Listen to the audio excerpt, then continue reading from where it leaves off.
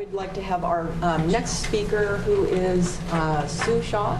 She is a sociologist and professor in the Department of Recreation and Leisure Studies at the University of Waterloo, Canada. And she's going to talk about family vacations, history, trends, and current research. All right. I just want to acknowledge the other people who were involved in this study. It was a study that was funded by SSHRC, which is the Canadian Social Science Humanities Research Council Canada. I have to acknowledge them all the time, so I'm acknowledging them now. And Mark Havertz, who is a professor at the University of Waterloo in my department, was involved with it. Also Margot Hilbrook, who's here at this conference, who's now at the University of Guelph because she's graduated. And Fern Delamere was involved. She's at Concordia University. Okay. To start off, I think it's easy to joke about family vacations. You see quite a few cartoons, and I've just a couple to show you here and give you a chance. Do I have to stand here? That's best. If you can, okay, now I can't see it. So I'll just give you a chance to look at that cartoon. And this relates back to Brian's comment about older children. Here's a teenager, going on vacation, and it seems like a prison sentence to him. Constant supervision, locked doors, restraint devices in the car, constant supervision by authority figures. And the mother says, okay, can you read it? Maybe it is a prison sentence, but doggone it, it's a family prison sentence. And the dad says, so that's the spirit. So sometimes those problems do emerge. And here's another one which I will read to you too. This is from Family Circle. They just got to their motel room with all the kids, and the kids go out and they say they have a kiddie pool, there's a game room, there's a soda machines and swings and a pool table and ping pong. Which are we going to do first? And the parents are just, let me lie down and get some relaxation. I've been working all the time. And so there are some difficulties associated with family vacations, but what I want to say is, but there are some values and some positive aspects too, and some very important ones. So I want to talk about this study that we did, the family vacation study. Thanks. There was a series, I have it in front of me too. A series of in-depth interviews with the parents and children from 15 families. So this really, I think, complements Brian's research because he had a huge study, and can look at generalizability, and mine is with a very small number of families, but very intensive information about these families. So we did a series of interviews with all the families, with the mothers, the fathers, before vacation, after vacation, in recollection, and also after we got the results of the study, we went back to them and talked to them about what all the other families had said as a check, a validation check, if you like.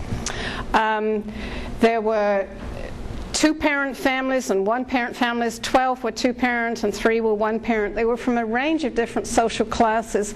We selected them by going to a school that was in a mixed environment, low and high income.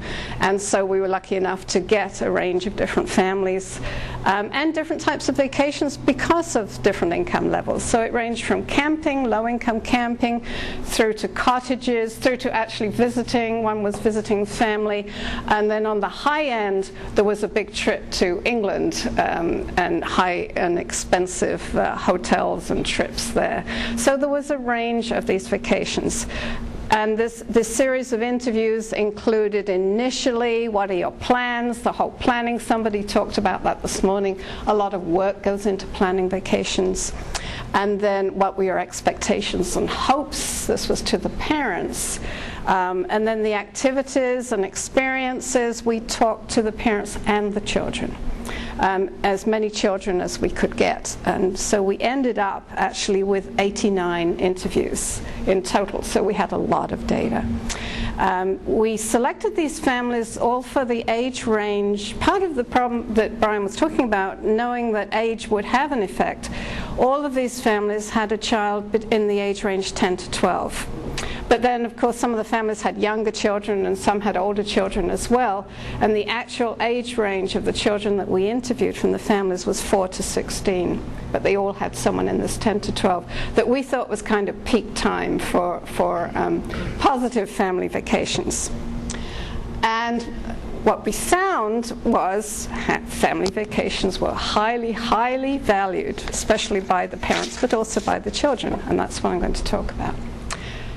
Okay, so the stresses of family life. Yes, another one?